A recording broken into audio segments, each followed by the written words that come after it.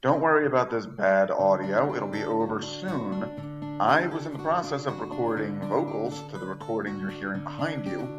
This was to be Paul's love song to Channy, played on Jameis's ballast set.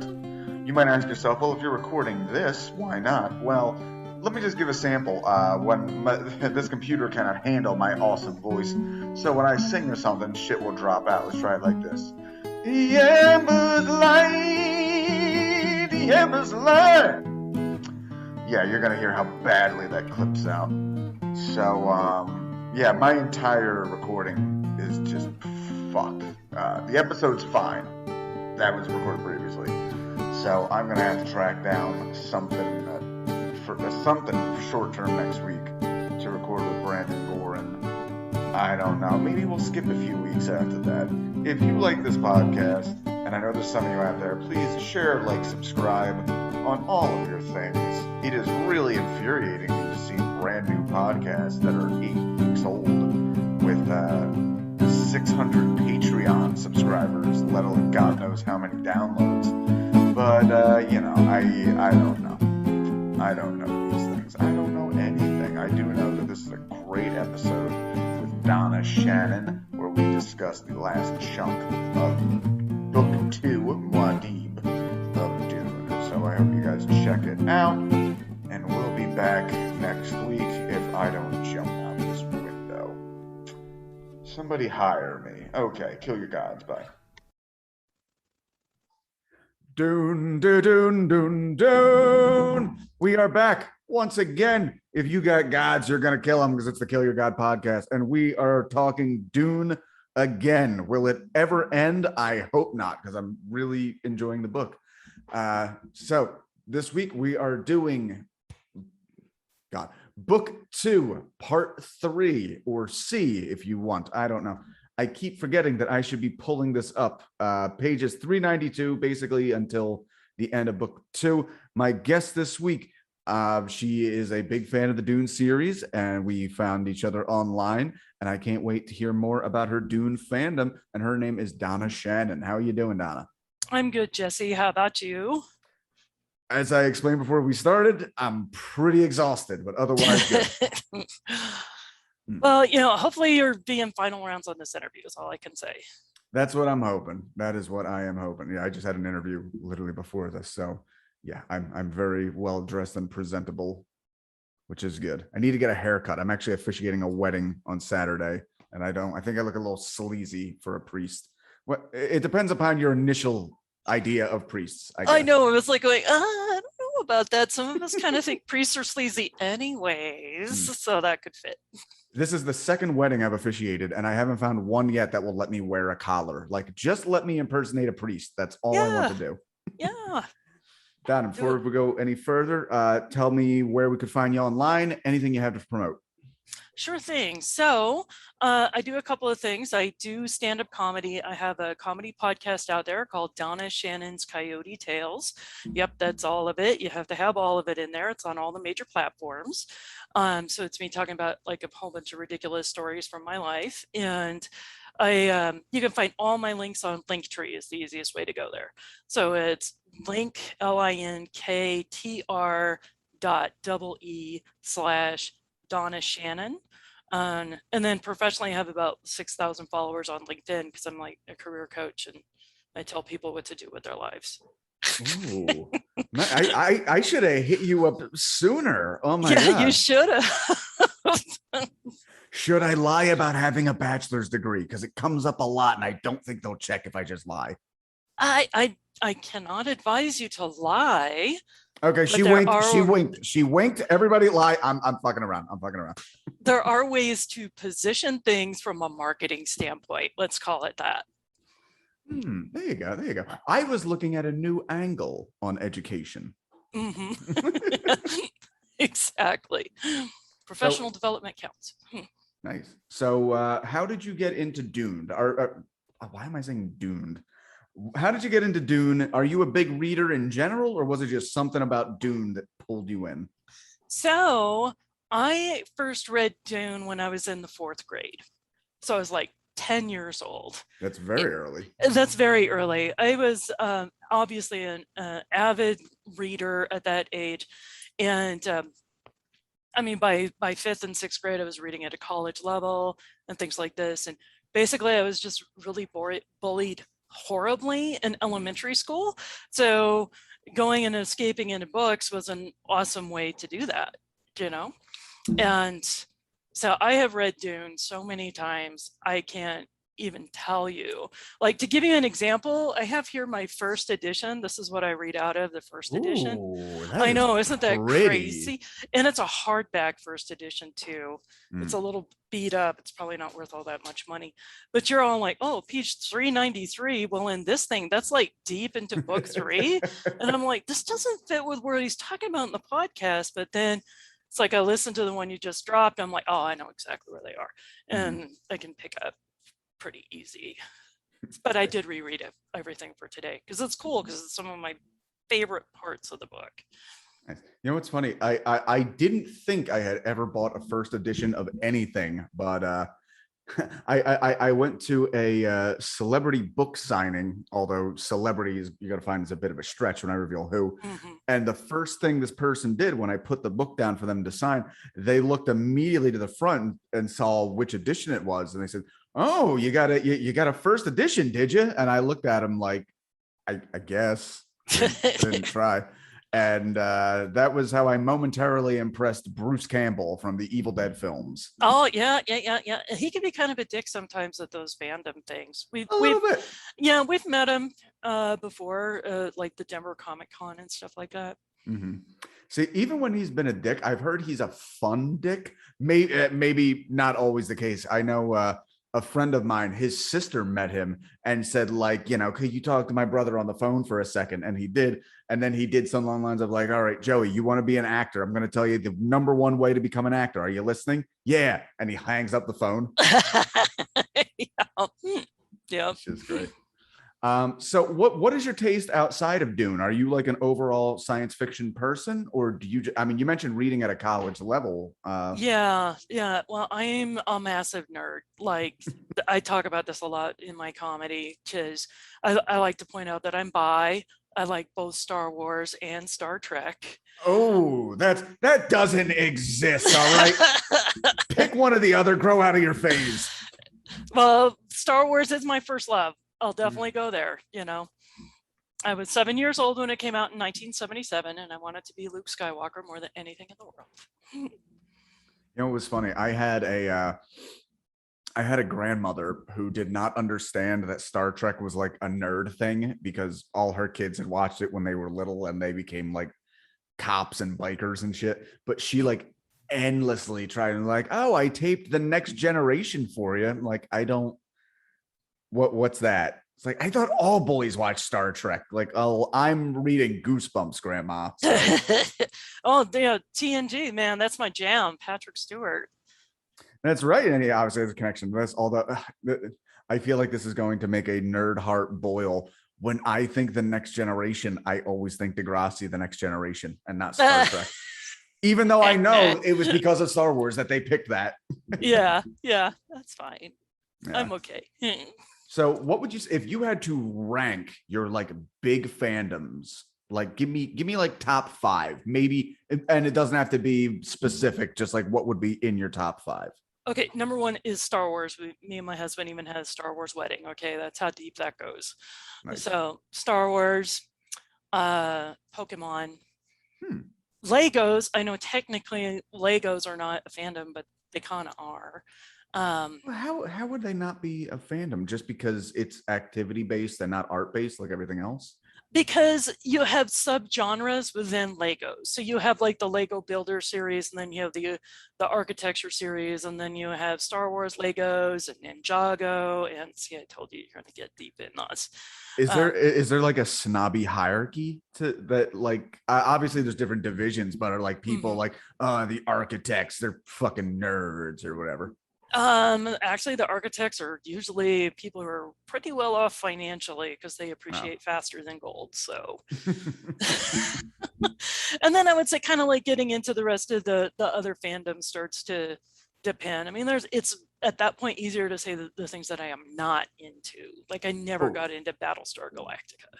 Yeah, I get that. The other one I really don't understand, and I've seen this with a few people. The Serenity Firefly universe. Yeah, I don't get into that one too much either. But it's something that even like I can understand why it's good, but like, don't you guys understand it was only good because they didn't have enough time to fuck it up? I'd agree with that. Yeah. That's really my I mean, I can't tell you how many friends like got excited when a new Ghostbusters came out, or I was a big Arrested Development fan, and people, it's like, guys, let it die, please. It clearly does not want to live anymore. It's trying to tell you that. Okay, but so all right, so we said Star Wars, Pokemon, Lego, and Star Trek's up there. Yeah. Okay. But even then, it's kind of like I kind of lost track when they had so many new ones. It's like I watched Deep Space Nine, but I didn't like get into Voyager and some of the other deeper ones. It's kind of like I got a life for a little while. Stop following as closely. So I never got to see the new Picard series, which makes me sad. I wish I had seen that one, but I'm also I'm already paying for too much entertainment that I don't have time to watch. You know. And that is kind of the thing with fandom right now, is I hear all the time like, oh, you have to watch this. It's like, no, I don't. There are so many. If this was 1996 and I was like looking for something interesting, then I'd take you up on it. But like, I'm also just so much more a movie than a TV guy that it's like, I still need to watch the 47 Ronin. So the new Pokemon series will have to wait because I need to be a fucking snob about movies. Yeah, I agree. Okay. So wow, yeah, that is super deep. How much of the Dune franchise have you read? Almost all of it. Yeah. So it's like when you first said, oh, book 2, I'm like, are we getting into Dune Messiah? Awesome. Or Children of Dune? No, let's talk about God Emperor. And you mentioned it on last podcast, and I'm like, yeah. It's like, no, we're not going that deep, Donna. I mean, we honestly might at some point, just because unlike a lot of other books I read, this one, I think I'm at least going to read like the main trilogy, because I really like where this is going.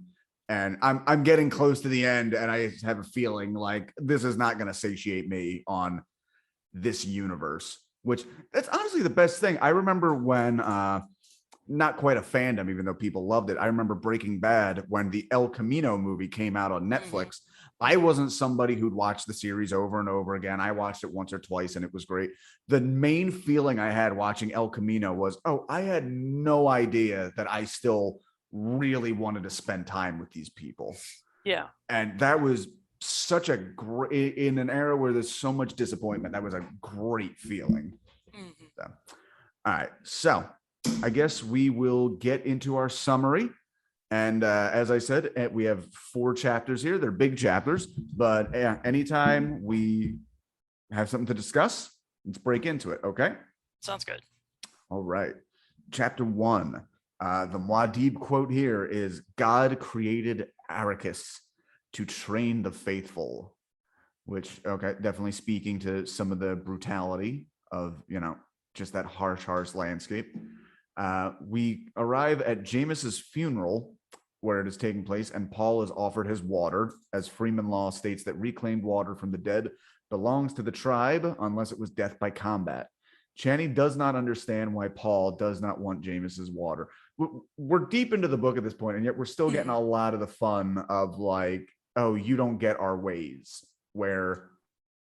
Well, I think this is the point too, where you're like really seeing how much culture clash they're experiencing. Because I think Paul's like a little bit creeped out. He's all like, so you take his body and you put him in a juicer, and I have to take the water out of that? Has it been filtered? Like, everything on Caladan was filtered. So, oh God, I hadn't as somebody who only drinks filtered water, and I am well aware how annoying I can be with that. Yes, I can only imagine. Are you sure there's no like toxins, free floating particles in this? Like, oh no, it was just in his ball sack earlier today. Okay. Yeah. I'll take it if it makes you happy. Yeah, but it's also one of those things. It's like, you better take this or we're gonna like freaking kill you, because you're totally insulting us, you know? Right. There is the looming threat behind all of this of like, okay, you might be our Jesus, maybe, but don't fuck up, because we're probably, if we find out you're not, like, oh, we're just gonna tear you to shreds and throw your mom in a pit. Well, the whole fact that they're even considering him is there possibly, is this the one that was foretold? He doubly has to watch his step, because if he fucks up, then it's like, oh, this is another sign that he's a false prophet, and let's just like take him down. Okay, so as a career guide, what is your advice at Paul at this point? If you want him to become CEO of the planet's religion, like what's the guy? Should he lie about having a bachelor's degree? Well, he kind of is at this point, because he right, he's had all the training from his MBA, and he's stepping into this new company culture, and their ways are a little strange. So the first thing you have to do before you like put in your 30, 60, 90-day plan for changing things, step one is to understand what is in existence right now, because you have to earn the trust of the new employees by accepting and understanding the culture that's there. Wow, that's great. That's great. And I mean, the equivalent is he just murdered his cubicle mate in a fight to the death, which can only be good things. So well, I think we've all seen somebody new on the job that you would just like to take a swipe at. You can just see right away they're going to be a problem. Yeah, he thinks because he went to prep school he's better than me. I'll right after coffee he will taste my crisp knife. Yeah. So yeah, he grasped that the refusing the water would cause a rift within the tribe. Stilgar calls forward friends of Jamis, while Chani leads Jessica to sit opposite the men. Anyone who has a claim of friendship with Jamis steps forward to choose an appropriate item from the dead man's belongings. Approaching the pile, Paul acknowledges that he was a friend of Jamis, as they all do. Like, I was a friend of Jamis. I'm going to take his shoe. Paul chooses a baliset, which is the stringed instrument. So say your best friend or somebody important to you goes. What belonging of theirs do you claim? So this is an interesting question that you put to me, because my second husband actually died. Oh. And I was all like, whoa, what did I take that was like most important? It was almost 20 years ago. It's okay. And I go, what did I do? I go, I think it was the theatrical poster from Star Wars: A New Hope. So I actually gave it to him as like a first year's anniversary present. And it was kind of shitty, because when I bought it, I was all like, okay, I'm gonna get this, and like if we ever divorce, I'm totally taking the poster. It's but then he's passed away, and then it's now like, I've got that to remember him by. That's good. That's a nice one. I gave this one thought, and honestly, everything I could think was like a pet of theirs. Like, I figure if some, like, well, what if my mom died? Like, oh, I'd probably take the dog. What if my wife died? Well, the cats, obviously. But I'm trying to, you know what I would take? She has a necklace she wore on our wedding day that had like ballerinas, but I think they're like very ghostly looking. So I think I'd probably take that. Yeah, and that's kind of like what I went with too when I really thought about this thing. Because it's like, it needs to be something like intensely personal that always reflects back on what this person meant to you. Right. Well, talking about collectors, I have a friend of mine whose father just passed away, and they were not particularly close, but one thing they both had in common is they were both record collectors. So literally the only thing he is coming for right now is like, I want his 80s heavy metal record collection, please and thank you. So I'm sure there's some gems in there. Okay. Yeah. Paul states that he wished he had known Jamis better and chokes up tearfully. The Freemen are astonished at the depth of respect that Paul pays to Jamis. Jessica realizes now even more the value of water to the Freemen, as tears are a sacred offering. Freemen approach Paul to touch his wet cheeks in wonder, which such a weird funeral moment. I mean, again, culture shock, we're obviously on there, but if you start crying and all of a sudden, like, people are just like grabbing at your face. Yeah, and he's cool with it for a while, and then he starts to get like freaked out. He's all like, these people are too close to me, and they're like touching me. I remember, like, and then they're like, okay, break it up, let's get on. Yeah, that's enough. Fine. Yeah. I remember at my stepdad's funeral, I was giving the eulogy, and somebody close to me had said that, like, in the crowd. I started crying a little bit because it's a eulogy, for fuck's sake. Like, I'm being emotional. And apparently somebody behind her in the crowd had been like, oh, he's crying. That's weird. Like, is this your first funeral ever? Maybe. I mean, maybe they were Freeman and they were just in astonishment how much I cared that I would waste such moisture. Well, it was like, even at my husband's funeral, we did the viewing and we didn't have a whole ton of friends and stuff, but I didn't realize afterwards that maybe I was acting a little bit weird when I kind of overheard the funeral director talking to someone else. Because what I did was we had him fully embalmed, and I pulled up a chair and I sat next to the body and I held his hand. Oh, I know it was kind of sweet, but I guess it's kind of creepy. And I sat there for like 2 hours, right? And so I kind of heard the funeral directors talking in the back, and they were like, oh, the so-and-so funeral. And they're like, oh, is that the wife that wouldn't leave his side? And they're like, oh yeah, that was her. And I was like, oh, that was kind of like a wondrous thing, because I wasn't freaked out by the body. I wasn't scared to touch him. And, just like tender moment. And those are the things that mean the most. Yeah. Man, funeral directors have a lot of stories like that. So I found out, I'll make one little anecdote and we'll get back to this. When my father died, he had the unique request that he wanted us to cut off a piece of his flesh and go fishing with it. That's awesome. Yeah. Real, I mean, it sounds super noble. The real honest to God truth is he got really fucked up with his Native American friend one night and really got this idea stuck in his head. But we asked the funeral director if there's any way we could do this. And he flat out said, like, I mean, you'll be alone with the body for a bit after the funeral. I mean, that's all I can say. And wow. we asked, is this the weirdest request you've ever gotten? He said, no, actually. We had an old man. His wife had died before him. They were being buried in the same plot. And after the funeral, the sons came to me and said, before we close the coffin, we need to roll my father over. And I thought, like, oh, is this that old adage, bury me face down so whoever blah, blah, blah can kiss my ass? Right. He said, no, the way people are buried in those plots is not side by side or one on top of the other. And this old man said, I wouldn't feel right having my back to my wife for my entire life. So like, that's sweet. Yeah. It's very sweet. Although you realize then that there's no back on those suits. So they got to get one last look at their father's ass as they rolled him over in the coffin. Yep, there you go. Anyway, back to the 1965 novel Dune, which I guess we're talking about. Right. After ritual chanting, the final funeral rite is to pass on Jameis's water. Stilgar and Chani ensure that the water goes to Paul, along with the customary instructions for its usage. Paul must guard it carefully and share it if a need arises.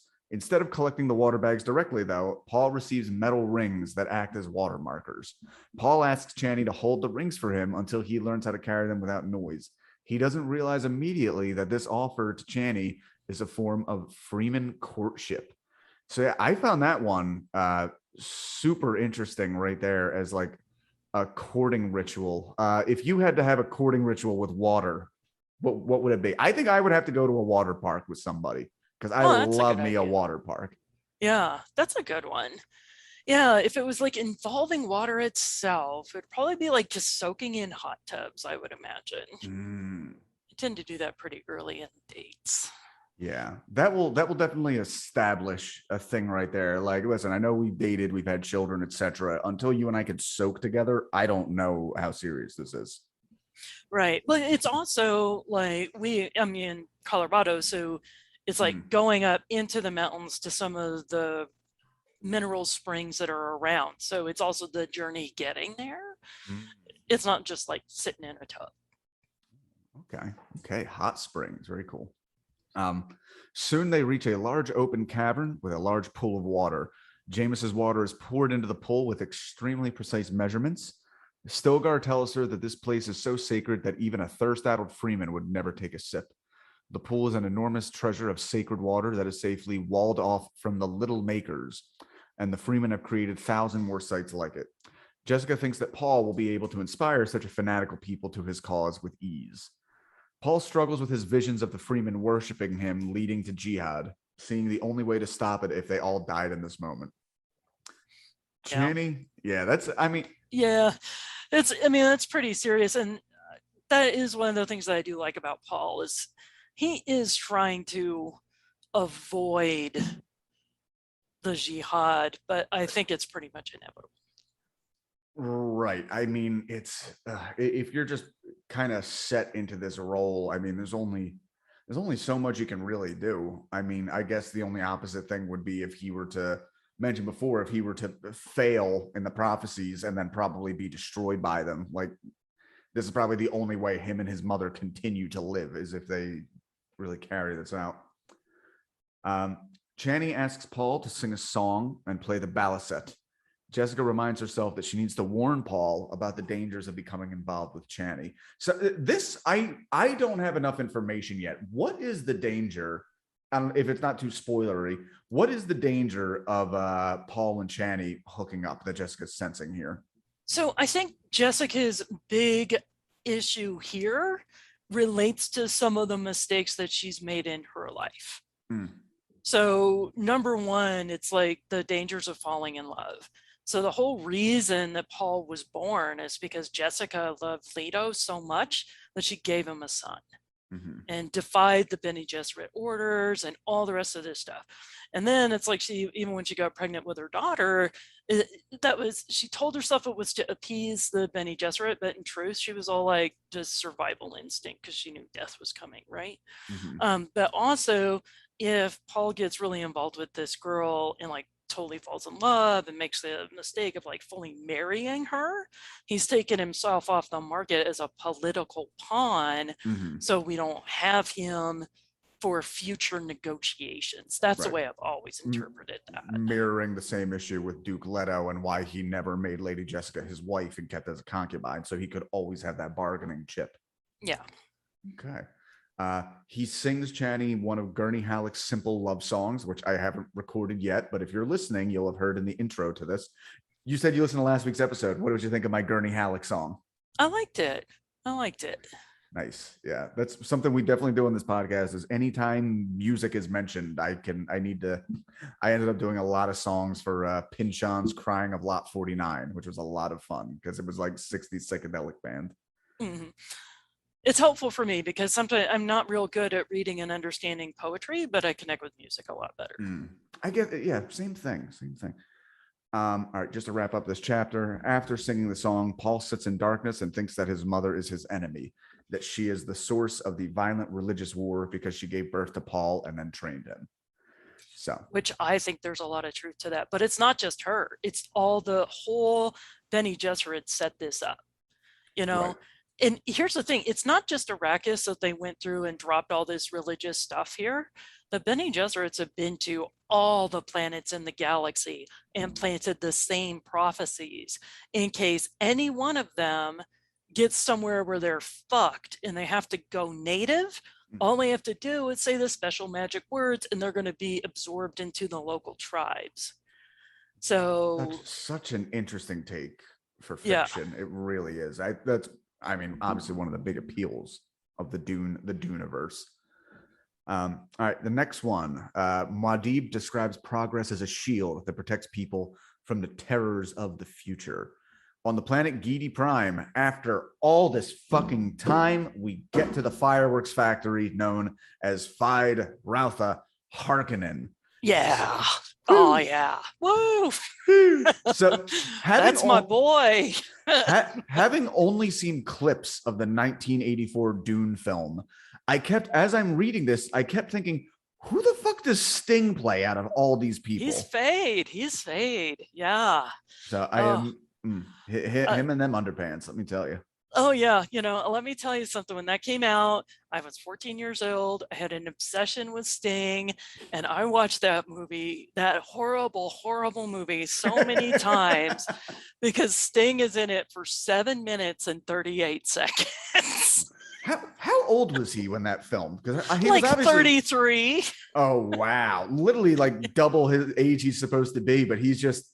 That generation of British men were just such sleek, hairless, beautiful twinks. So, oh yeah. All right. So it's his 17th birthday, and in celebration, he is going to kill his 100th slayed gladiator in the public arena. Count and Lady Fenring will be, Lady Fenring, being another Bene Gesserit, have been invited to the special occasion. They are met by Baron Harkonnen. The head of House Harkonnen is quite a sight as he glides toward them with the strange pace of a man who wears anti-gravity suspensors to hold up his enormous weight. I'm looking forward to that new movie. I want to see what that actually looks like on screen. Yeah, I actually have been watching the trailers, and normally if there's like a movie that's coming out that I'm like really anticipating or a big book adaptation, I try not to watch too many trailers because I don't want to get my hopes up too high. I was just smashed too much when episode 1 of the Star Wars came out. Mm-hmm. You know? So this is like the first times that I've really been watching that. And just even seeing the way they have the Baron move works really well. Okay. Yeah. Okay. By the way, before we get too far, what was your thoughts on the Rise of Skywalker? There are parts I liked and there were parts I didn't like. I think the whole story would be forgivable if not for the surprise the Emperor's back. That was just so like out of fucking nowhere. Drove me nuts.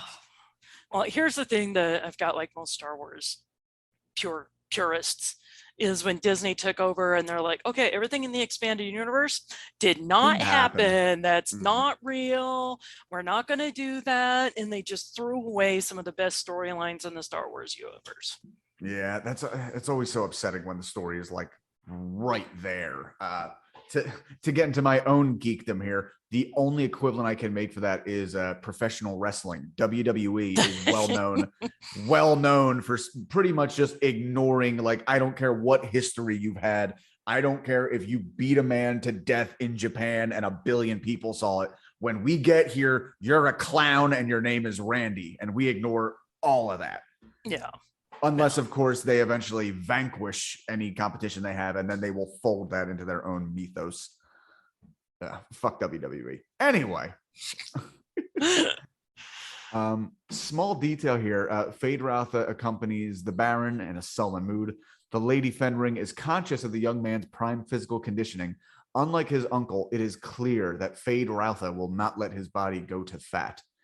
So, like a real demon is that the last series we did before this was Harry Potter and the Sorcerer's Stone. And I was genuinely surprised just like anytime overweight people were brought up, like they were just detestable fucking people. And I mean, obviously you can make something of like, you know, hedonism, corruption, the notion of a fat cat, if you will. But man, they really go out of their way on Baron Harkonnen here.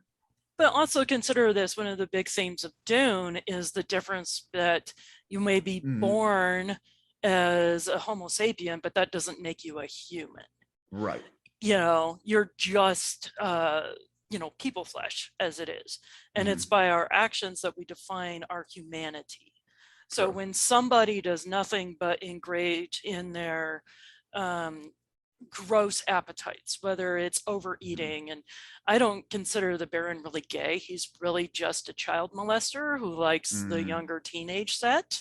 So there's that, because sometimes people go, oh, gay and evil. It's like, no, child molester and evil, different level. Right. you know, and the fact that all he does is satisfy his appetites and scheme for power, especially in a world where the entire story is built on scarcity. Yes. Yeah. So it's there like a counterpoint.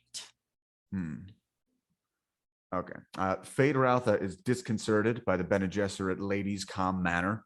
He's also attracted to her beauty. The Baron thinks to himself that his nephew should be observing the Count, whom the Baron considers to be one of the most dangerous individuals alive, despite a bit of a frail appearance. Which is like a really important thing here. So what did you think about how Fenring and his women talk when they're talking to someone else? Like throughout the book, they're like, They kind of like sound like the Skeksis from the Dark Crystal. Because they're doing all this sub-vocalization for their secret language. They're putting on quite a show. To bring up another fandom, it really reminds me of the one maester in Game of Thrones who was putting on an act of being a feeble old man, but was actually like quite spry and agile. And yeah, it felt like that. I had not picked up that the were actually like carrying coded information amongst one another, although that does make complete sense. Right, because it's kind of annoying to read it unless they set it up early that they're humming to each other and had the subcoding in there. But what's real interesting is like Fade is like, what the fuck is wrong with these people and why do they talk so annoying? Right? And he's like, classic 17-year-old. Yeah, it's like I could kill this dude and take his woman. But the Baron's like trying to signal him. It's like, you really need to be paying attention. There's a question. Have you ever had a secret code with any of your partners? Oh, that's a good question. Yeah. See, we haven't. See, I try to send questions in advance if I can think of them, just because it's really rough if you're put on the spot. But there's good ones. I mean, we have we have not a code right now. I have to speak in code just because it's too personal. Let's just say we have had we've had something bad happen between us a few times now, and every single time this bad thing happened, it was right after we informed a certain person of the situation. So now the code has become like, like, hey, you were talking about that. You were too close to that guy. You're going to fuck everything up. That guy is not allowed to know anything, right? Because he's a jinx. Yeah. Now, see, me and my current husband, we've been married for almost 17 years. So I'd say we have code. It's just movie quotes. So it's like we drop random movie quotes and we like have all this subcontext that go with it. So somebody else just thinks we're like, quoting Step Brothers, but it's like we're totally dissing on them and they don't know it. Nice. Sorry. Fade Routha is disconcerted by her calm manner. Okay, yeah. Fuck, I missed my spot. Fade Routha speaks. No, that's fine. It's what makes it. People don't tune into this show to hear me tell a story they already know. They're here for the discussion. Right. Fade Routha speaks out of turn in the group by suggesting he will make a kill in the gladiator ring dedicated to Lady Fenring. I love how she's immediately like, yeah, don't do that. No. Yeah, that's not cool. Yeah, doesn't even try to hide it. Like, ew, you fucking weirdo. As Fade Routha strides away to prepare for his fight, she wonders as to whether this is the young man that the Bene Gesserit Reverend Mother has asked her to look out for. Fade Routha's Harkonnen bloodline is important for the Sisterhood's genetic breeding program. So, question, Donna, you have to pick one person's bloodline to maintain. Who do you pick? Oh, this is a hard choice. There's actually one of my bits that I do for my act where it's like the cheat sheet, like who could I sleep with that my husband would be okay with? Ooh. And I know, right? And I think I have to use my cheat here, a cheat on the cheat sheet, which would be any professional hockey player. Ooh. Because I'm like really into hockey too. It's the only sport like I'm really, really into, right? But damn, they're all in fit spiritual condition. They have amazing reflexes. They have good, visual acuity because they can follow where that puck is anywhere on the ice. Fast reaction times. I'm like, yeah, those are definitely some bloodlines you need to keep going. But not also, to mention you got like Gabriel Landeskog with the Colorado Avalanche. He's like a, Nordic god. Well, there's that too. Yeah, they're all like Canadian or Scandinavian too. So I mean, you got some Russians. You got some nice Russians in there. Yeah. Well, I was gonna say with Scandinavians and Canadians, you get some nice people. Russians, scary, but they can be nice, I guess. Well, when you're not going for nice there. You're going for impact. That's true. You're really putting together like a warrior squad. In its own way. Like the Harkonnens are like Russians. Yeah. Count Fenring tells the Baron that the Emperor is not pleased with how he ordered the Sardaukar off the planet and asks how he intends to take out the remaining Freemen. Baron argues that the Sardaukar troops could not have remained on Arrakis any longer to help eliminate the Freemen because the great houses would have discovered the Padisha Emperor's secret support of the Baron's attack on Duke Leto's household. Yeah, so they're talking about the whole political shit show here of like the balance of power of like, the Emperor's pissed off at you. Like, let the Emperor do something because the other houses will immediately be like, oh, we're going to be next. And then we'll band together. And then ultimately that'll lead the ultimate plot of Baron Harkonnen right now is to name Fade Routha his successor and get him on the Imperial throne. Yeah, that's kind of like his long game that he's playing. But the issue here is not just they use the Sonderkar and they don't want that to get out, is that they had such losses. Mm-hmm. These are like the elite SEAL Team 6. And the Freeman kind of fucked them up. Yeah, they let enough of themselves die to make it look good, but no, they like totally take them out. It's pretty devastating losses. Yeah. All right, so Baron Harkonnen and the crowd are unaware that Fade Routha has colluded with the Mentat Hawat to ensure a unique fight takes place today. The slave has not been drugged as is usual. The heightened danger for the heroic Fade Routha will whip the crowd into a frenzy when they realize this truth. In case the slave begins to get the upper hand on the Harkonnen noble, Hawat has imprinted a keyword into the slave's mind that will paralyze him when uttered, leaving the slave open for a kill. So yeah, I brought up wrestling kind of out of nowhere before. This is wrestling. This is a fixed fight. It was always a fixed fight. True. This is like the best part about this in the fight with Jameis is the comparison between Paul and Fade. Because they're kind of mirrors to each other, but they're dark mirrors.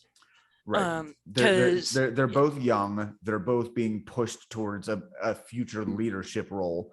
But obviously, Paul has all this training behind it, rises from nobility, much like Fade, but it seems much more earned than Fade is really going about.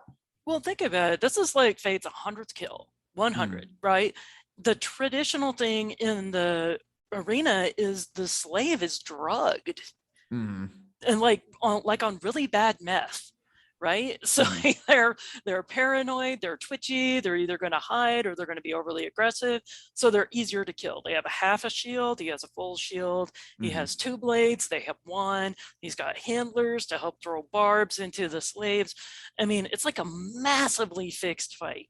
So this whole thing is not just a slave. This is one of the soldiers of the Atreides that they captured. And, he's not drugged, he's highly motivated. And it's rather intense. But it's still fixed. It is totally still fixed. Yeah. All right. Well, here, let's get into the action there. So yeah, the slave enters the pit with the Atreides hawk symbol on his clothing, indicating that he's one of Duke Leto's captured soldiers. There, I got ahead of it. I just love this scene so much. Yeah. Fade has a brief moment, just because it's all political, he has a brief moment where he's like, Hawat's going to have this guy kill me. But no, he can sense the plan. So yeah, he goes in. And not only that, there's a thing where there's like a long blade and a short blade, one black and one white. And one traditionally is a poison blade, but he has that switched up, which this is just an entire thing to make sure, like, ooh, he's unpredictable. Maybe don't go after him. Actually, this is Fade's version of scheming.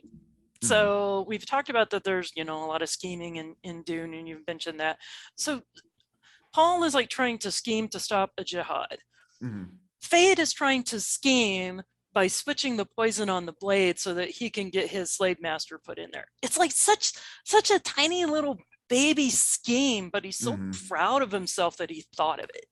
Right. We're seeing so much of the juxtaposition of him and Paul. I mean, obviously, here he is fighting a fixed fight wildly in his favor, whereas Paul was fighting in unusual circumstances against a man he didn't know any of the skill. This is going to be Fade's 100th kill, where we've just witnessed Paul's first. So obviously it's night and day. And even with all of that, Fade still has to resort to using the code word to paralyze the gladiator, which is scum. Donna, what's a word that leaves you paralyzed and vulnerable? Okay, this sounds real weird, but I think it's when people say, I love you. And it's like, not from Ryan, my current husband. It's kind of like, okay. I was raised in a very logical household. My dad's a PhD in mechanical engineering. He did a lot of shit for NASA and things like this. So like now he's 80 years old and he's all like leaving the house, and almost every time he's like, I love you. It's like, love you too. You spent my entire childhood saying love doesn't get you to the moon, Dad. And now suddenly. Yeah. It's like, oh, God. in his old age, he's mellowed out. And I'm like, or worse, when it's like a friend or something says that. Like, I have a buddy who's been trying to normalize, like he tells people he appreciates them all the time, and we've gotten in the habit of saying I love you. It's a little weird. mhm. He means it though. So Yeah. use that. Yeah. Um I'm we don't just need a to bit of I'm a sociopath. I'm not comfortable with emotions. Oh, it's okay. That will keep your guard up so you can prevent from attacks from Yeah. people coming at you with love. So the poison works immediately and the slave is crippled. He, however, kills himself, falling on his own knife point rather than letting Fade Routha take the glory. It all goes according to plan. The crowd loses its shit, saying that, he was in actual danger. Wink, wink, professional wrestling stuff, like, yeah, the Undertaker popped out of the grave and then he hit him with a tombstone and everybody was happy. Yeah. Fade shows respect to the man by not allowing him to be decapitated, ordering him buried whole, which immediately reminded me of Gangs of New York, because that's what happens when it was like the two combatants who respected each other. Like, nobody touches him. He's buried whole. Yeah. Yeah. And that's what that's all about. And he thinks and Fade thinks himself so clever for, oh, now he's an even bigger hero to the crowd, because now he did an act of nobility, the only act of nobility he does in the entire chapter. Oh God, it's politicians. All right. The Fenrings discuss, and it seems Lady Fenring will attempt to seduce Fade to control him better and to preserve his bloodline for the Bene Gesserit, attempting to be impregnated. She can't control the Baron since he likes little boys. Right. The Count wishes. The Count wishes they could have saved Paul's life from his apparent death on Arrakis. So, again, we keep forgetting everybody thinks Paul and Jessica are dead. Oh, yeah. Just because everybody around him died. That was another interesting thing. Like, knowing how popular, like, Duncan Idaho is in, like, the series enough that Jason Momoa is playing him in the movie. And then he's just, like, unceremoniously dead. Mm-hmm. And that just keeps happening. Same thing with the Liet Kynes, who was, a big figure, and just like it seems like he's dead for a bit and then we see he's alive and then he's immediately dead again. Yeah, I think for something that's so deep on Messiah complexes, the need to have resurrections in there or perceived resurrections kind of builds into the myth. And this is like one of the reasons why Dune was seen as so revolutionary when it came out, because all the science fiction before this was just basically gunfights and rockets and boobs in space, pretty much. It is mentioned here, the Bene Gesserit quote, which is a person is not dead until one sees their lifeless body. We see that earlier. No, important note, that's not a person. It's a human. A human is not dead until you see the body. Because remember, we have people who are like rabble rousers. The Baron's a person, but he is not a human. Okay. Very good point there. We also, who was it earlier in the book, right after the Duke tries to kill Baron Harkonnen? I know there's a guy who comes in who demands to see his body. Which character was that? It escapes me at the moment. Oh my God, I'm not going to be able to think of it. But it was the inspector. It's basically the dude who's the inspector for the Imperial Court. Okay, so it wasn't anybody. It just seemed like a callback there. So I don't know. I thought it might have been a more relevant character. Oh well. No, it was just the guy looking for proof for the Emperor. Gotcha. Okay. Chapter 3. The quote here we have is, the man reveals more information about Muad'dib's learning on Arrakis. Stilgar describes the way that Muad'dib's education truly began when he learned to read Arakeen weather and efficiently guard and reclaim his body's water. During this time, the Muad'dib's eyes changed to blue and he learned the Chakabsa way. So yeah, we're going to see Paul become more and more Freeman, even taking on the trademark blue eyes. Yeah. Okay, you know what? Here's an out of nowhere question. Can you think of a scenario where you had to fit in and adapt to some people's strange ways? I don't know if this was an afternoon or maybe a Oh, weird time in your life. oh, it kind of gets back into being all the bullying I got in elementary school because we Mhm. moved into Colorado from Texas at the time where there were so many Texans moving into Colorado. They were just like hated. It was Mhm. like a thing.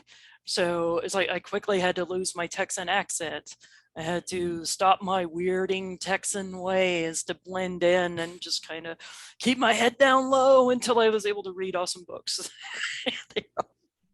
Nice. Yeah. Oh God, I remember. I had gotten sent to some kind of program for like at-risk youth. And fuck it, my mom caught me cutting myself. Oh, I was a teenager. New metal was big. It's what you did. right. Um, and God, I remember just going on that, and these were like some seriously troubled kids that like for a day, it was almost like I was out with like a group of wild bears. Like, just make yourself look bigger so they'll, go away, that kind of thing. Right, And I right. just remember getting home and my mom asking me, like, so how was it? And I just said, like, look, I know I have problems. Whatever those people are, I am not that. Like, Right. I Those felt, those guys are seriously fucked up. oh yeah, no, that was it felt like a prison scenario, like where you enter a room and immediately it's like, okay, well, we need to make sure you're subservient, so let's threaten you with violence immediately. Like, oh, I'm lucky I'm a bigger guy than usual right now. Please leave me alone. Right. Not a fun Right. afternoon. Yeah. So Stilgar's tribe travel in silence to their sietch in moonlight. Paul, or Usul, as the tribe now calls him, removes his nose plugs, and he is immediately hit by a wave of stank.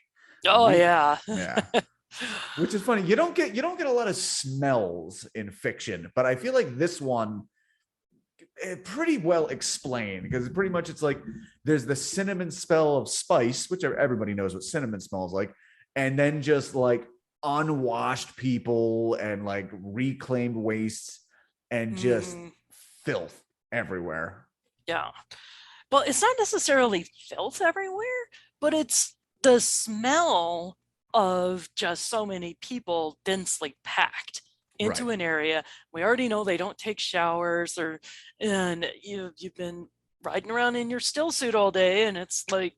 slick inside with your own sweat and bodily Mhm. fluids and everything. So it's like, well, everybody takes that off. So now it's for everyone to enjoy.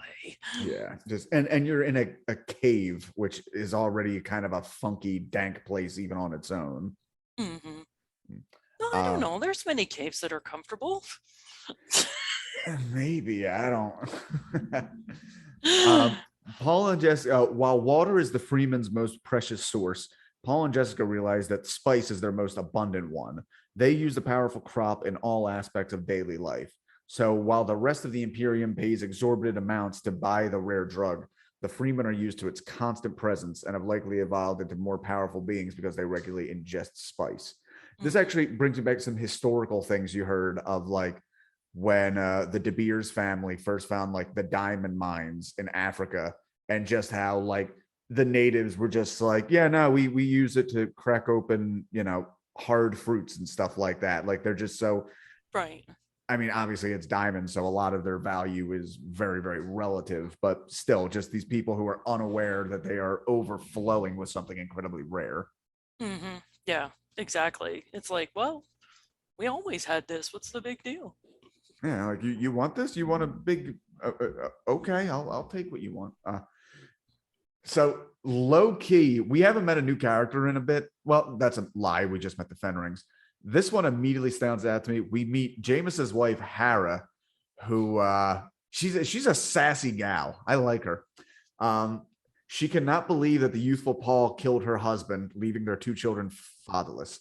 She's hungry about this until she learns that Paul may be the promised Freeman Messiah, Lisan al Gaib.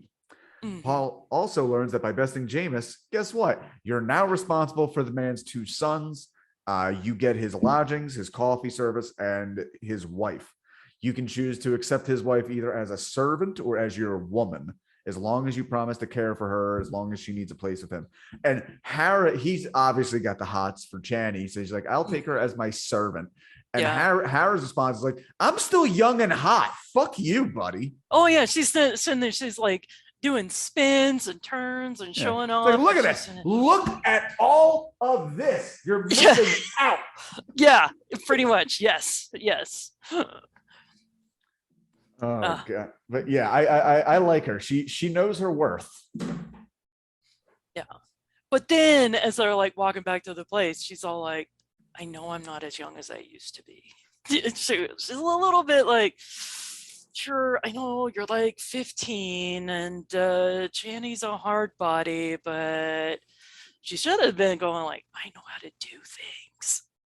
Yeah, you don't want some inexperienced girl. I've been been there, done that. We'll teach you. Yeah, makes up an extra slutty planet. Like, I've been to Onadrivia and I do some crazy shit.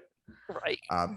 God, we talked about that on the last episode. Like, just what the kinks must be on Arrakis, and you have to imagine like just what the mentality that entire place arrives. Just like, I'm so, I got enough moisture to fucking plant crops, baby. Right. Think about how valuable a blowjob would be. Everybody would swallow. Yeah. Oh my God. You don't want to waste the moisture, you know? Yeah. I mean, if anything, I think the blower would be one paying the blowee. I mean, yeah. Shit, the whole market's turned upside down. I know, kind of blows your mind.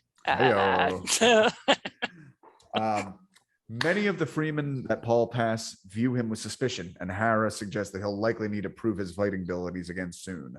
She is, again, is back like, ooh, you might be Jesus, but I might try to stab you just to check. Yeah. She is disbelieving when Paul states that he doesn't want to kill anyone. The two reach the lodgings that previously belonged to Jameis. Paul rebuffs Hera's flirting because, again, she's still like, okay, here's some coffee, some food. Like, you sure you don't? Yeah, exactly. No, get me food, damn it. Yeah. Hearing rustling fabrics, he turns to find not Hera with food, but two young boys with small crysknives hanging at their belts. He thinks of the legends that describe the Freeman children as being just as fierce of fighters as the adults. Which, like, man, poor Paul. Like, you just kill a guy and now you're a stepdad. Yeah. Yeah, at 15, he didn't want any of this. Exactly. He wants to make out with the cute girl with the blue eyes who's sad that her dad is dead. So, you know. But at least I'll say this about the boys. You know, they're pretty self-sufficient. So it's like, and they just accept it as part of their culture. They're not going to like come up to him and go, I don't have to listen to you. You're not my real dad. Yeah, it's like, oh, dad's dead. Okay, what's for dinner? Can we watch? I had a good allowance thing set up with dad. Are you gonna continue that policy? Right. All right, the final chapter. The epigraph from Princess Ursulan's work, A Manual of Muad'dib, is a poetic fragment of text that reveals the way that Muad'dib's ideas gush from his hips and his eyes devour. The text also calls him an island of serfdom. I don't know what to make of any of that, but okay. Yeah, that's a weirder one. That's for sure. They're really, a lot of the epigraphs are like hit or miss. And the longer they are, the more likely it's a miss. You know, the author that I love who does this exceedingly well is Brandon Sanderson. Are you familiar with his work yet? Not at all. Enlighten me, I please. would totally recommend diving into some of his stuff in the Cosmere, and like, you know, we can text about it later, but with he does this where he pulls in quotes from different characters at the top of the chapters. And Mistborn, the Mistborn Era one is like probably my favorite one series out of what he does. And you get to the third book in that and everything comes together like a nexus point, and you go, holy fucking shit, he planned this out over 3 books. I gotta reread that again because that was just mind-blowing setup and it was amazing. I am a sucker for a long-term payoff, let me tell you that much. Mm-hmm. All right, so final chapter. Jessica finds herself in a huge cavern where she estimates there are more than 10,000 freemen gathered, which every now and again there's something here like, oh, I've been imagining this in like much smaller scales, but like when you mentioned 10,000 freemen are there, like, oh, okay, this is like a gigantic society happening. Right. She thinks about the test she is about to take that will determine whether she will be the next Reverend Mother. She also knows it is risky because it could affect her unborn child, but it's her only choice if she wants to secure her safety in the Freeman Society. Paul and Chani arrive. Chani is wearing green to mourn her father, her face a mask of grief. Behind Chani are 4 women who carry a 5th woman in a litter. A word he keeps using for old people here, crone. I feel we need to bring that word back. There's something like that old crone there. Oh yeah, I know some crones in my life. Yep, that's a pretty accurate description. They're good ladies. Yeah. Um, And you caught the part that Chani was Liet Kynes' daughter, right? Yes. Yeah. Okay. Sorry if I skimmed it. See, when I pull up these summaries, they are so fucking long that I need to like pare them down. Yeah. And unfortunately, important stuff gets lost in there from time to time.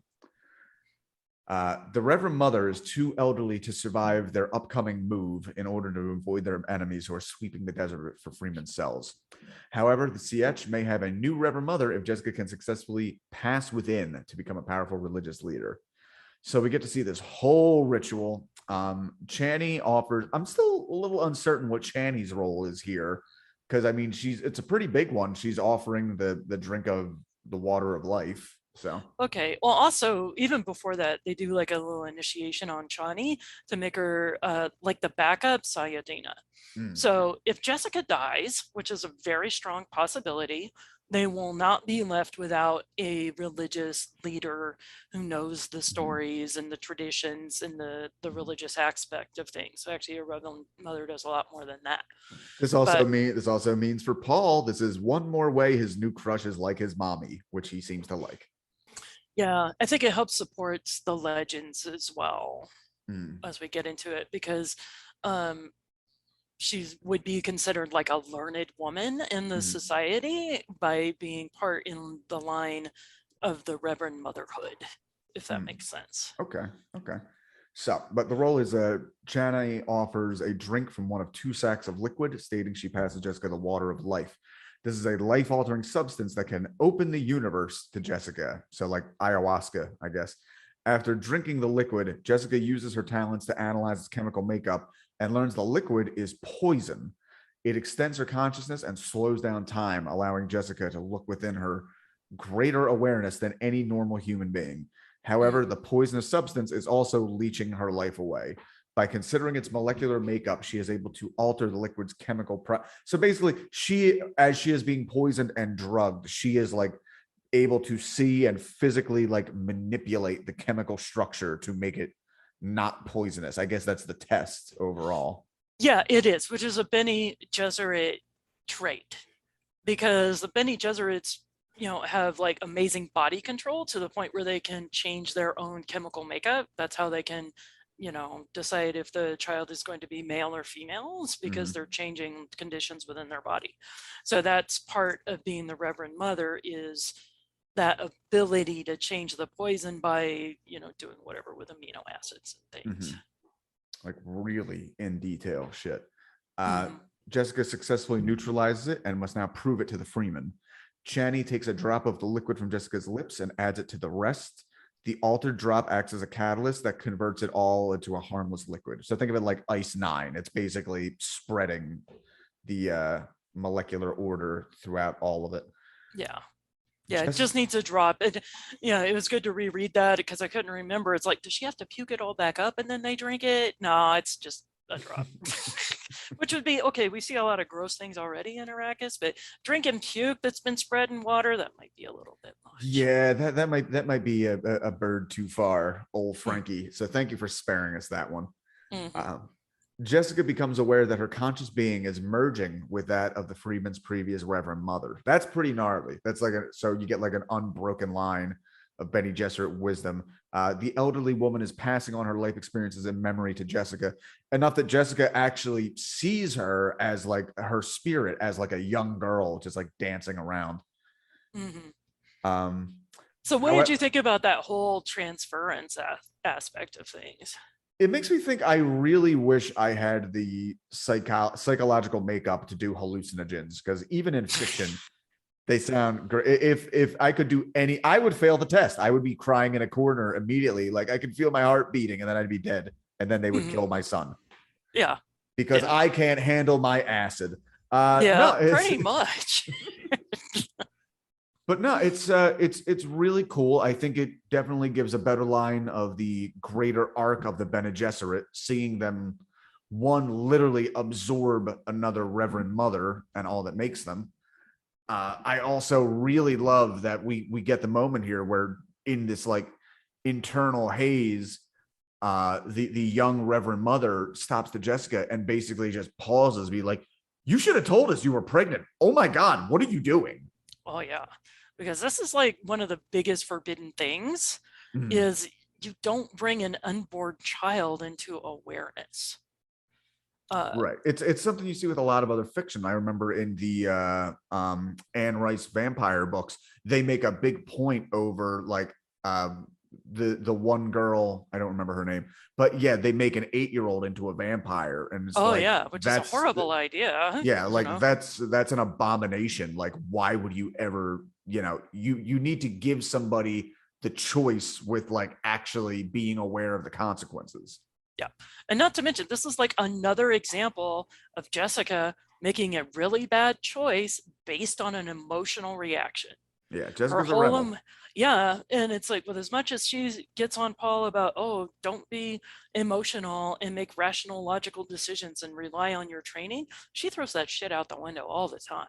Typical mom. Do as I say, not as I do. Exactly. Jessica becomes aware that her conscious being is merged. Oh, I already said that. She also warns Jessica the transformation is affecting her unborn child. Every way that Jessica is now changing will be shared by her daughter. So we're going to have a weird alien baby at some point if she lives. As the new Reverend Mother, Jessica now has access to all the previous ancestral memories, and so will her daughter. Jessica can tell that her unborn child is in agony and is able to calm the being through her motherly love. Yeah, it's hard to come out of this really in favor of Jessica's main thing is making sure she survives, her baby survives, and Paul survives. But man, these circumstances that are allowing that to happen are getting tighter and tighter. And obviously, this is the first time like, oh, well, this is really going to fuck up this kid. So it's costing her something now. Yeah. Yeah. Jessica's not the best mom. No, she's not. No, she's not. Yeah. Certainly makes me far more forgiving of my mother for sending me, with those crazy at-risk youth that one afternoon. Yeah, but then again, it's a fault in her breeding as well, if you think about it, because she has this rebellious streak. She's going to do what she wants to do, which ironically was a valuable trait in the bloodline, but now it caused problems because we had the Kwisatz Haderach a whole generation before they were expecting it.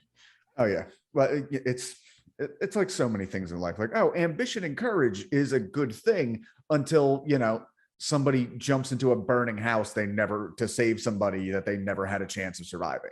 Like that. Or it's actually ambition and all the rest of that is a good thing unless you come against me. Right. Yeah, don't oppose me. Well, believe me, having been interviewing with jobs the last few days, and a lot of like, so what is your ambitious career goal if you get here at the company? Like, yeah, hopefully you retire soon because I'm coming for your job. Hopefully, we'll see. I hope you don't say that in an interview. I don't get a lot of second interviews. I think I see a problem. The important thing is not that I pay for my home. It's that people respect and fear me and don't hire me. Your plan is working. Hell yeah. Wrap it up here. Jessica realizes that the creatures that Freeman call makers are the sandworms of Arrakis, and that the water of life must be the liquid exhalation that a sandworm makes as it dies. The newly altered water of life, no longer poisonous, is passed around the gathered Freeman to share. Paul takes a sip and falls back into the state of it. I like that Paul's a little bit like, I don't think I should do this. This probably isn't good with my whole, seeing all potential consequence from any given moment, but okay. He's like me. He does not have the psychology for LSD, but he's going to do it anyway. Yeah. It's like this is like a really bad idea, but I can't tell you why. No, like take it, like ultimate peer pressure. Just take it. Well, Everybody else is waiting. What are you waiting for? But your cute alien 15-year-old girlfriend was like, Paul, you're embarrassing me. Just take a sip. Let's get high with your mom. Come on. There's like 10,000 women here who want to get their freak on and start the orgy. Please. Right. Yeah. That's right. We stopped, but there was a mention of an orgy, and I'm wondering how literal that orgy is going to be. But I haven't read that far yet. It's literal, but you don't get to see it. Just like you don't get to see some of the best fighting. You don't get to see the Herbert. You fucking tease. I know. Paul takes a sip and falls into a state of higher awareness. It seems that the drug alters everyone's minds. Both Paul and Chani sees visions of a future in which they have a child together. Paul also foresees a violent war between his Freeman forces and those of the Padisha Emperor, the Harkonnens, the Guild, and the Bene Gesserit. He is once again conflicted by visions of the Freeman religious war that will devastate the Imperium. Chani and Paul leave the cavern together. So yeah, a whole bunch of shit, especially foreseeing the violent war where it's like, oh, also we'll be fighting the Bene Gesserit as well. Yeah. The other thing too, when she's like taking him away is really interesting because this kind of touches upon the Fremen have psychic abilities, but they don't know it because they're around so much spice. So one of the things like Chani Knight doesn't like drag him away to just say, hey, let's go have some alone time. It's all like, oh my God, what the fuck is on in your brain? Because I need to get you away from all the other 10,000 people because I can sense what you're doing. You're scaring the shit out of me. I don't know what I'm saying, but I sure as shit can't let the rest of the cave see this. Come on over here. Let's go chill out in the corner. Just like if you're having a bad acid trip, you got to take that guy away from the rest of the party so they can chill out. I was gonna say, this is very much like a Fish concert where they're just kind of like, we're harshing a little bit over here. We're Paul and Chani got some bad spice and life water. We're gonna go chill out at the pavilion. Yeah, just chat a little bit. All right, those are all my notes for this week, and that wraps up book 2. Oh, thanks so much for having me on. This was a blast. Yeah, I am loving this book. We decided next week we're going to cram all of book 3 into one episode. Fuck, it's gonna be long, but I'm looking forward to it. I think it's gonna be really cool to, now that these dominoes are set up, I'm really looking forward to watching everything fall. Yeah, should be interesting. So Donna, thank you so much for appearing. Again, remind us anything you have to promote and where we can find you online. Sure. My podcast is Donna Shannon's Coyote Tales. You can find all my links, professional and personal, at Linktree. So that's link, linktr.ee/Donna Shannon. Awesome. Guys, go check her out. Go get your career in order. Go get your professional life in order. Talk to Donna, see what you're doing wrong. Yeah, I'll teach you how not to say fuck in an interview. Hell yeah. All right. Well, this has been a great fucking shit. You and I can keep talking for a minute, but to everybody else, goodbye.